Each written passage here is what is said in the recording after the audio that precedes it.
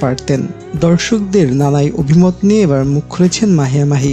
তিনি গতানুগতিক ধারার বাইরে থেকে একটু বের হতে চেয়েছেন। তিনি চেয়েছেন যুগের সঙ্গে তাল মিলিয়ে চলতে। তিনি উদাহরণ হিসেবে বলেন, বলিউডে দীপিকারা যখন মায়ের চরিত্রে অভিনয় করেন তখন আমরা বাংলাদেশে করলে সমস্যা কোথায়? আমার কাছে মনে হয় পরিচালক হিমেল আশরাফ আমাকে যখন চিন্তা করেছেন, আমার বিশ্বাস তিনি আমাকে ওভাবেই উপস্থাপন করেছেন, তাই কাজটি আমি করেছি। শাকিব খানের বৃদ্ধ মায়ের চরিত্রে অভিনয় করার দারুণ অভিজ্ঞতা হয়েছে মাহির, এমনটি জানিয়েই নায়িকা আরও বলেন, সিনেমাতে সন্তানের সঙ্গে বৃদ্ধ মায়ের কথোপকথনের জায়গা খুবই আবেগময়। চরিত্রটি করার সময় আমার সন্তান ফারিসকে কল্পনায় রেখেছিলাম। আমি কখনোই ভাবিনি আমি শাকিব খানের মায়ের চরিত্রে অভিনয় করছি। আমি কল্পনায় রেখেছিলাম আমার ফারিসকে। শাকিব খানকে ফারিস মনে করেই আমি এই সিনেমাতে আবেগের সঙ্গে অভিনয় করি, ফলে কাজটি আমার জন্য সহজ হয়েছে। তো দর্শক, যারা এরই মধ্যে সিনেমাটি দেখে ফেলেছেন, আপনাদের কেমন লেগেছে মাহিকে শাকিব খানের মায়ের চরিত্রে জানিয়ে দিন কমেন্ট করে।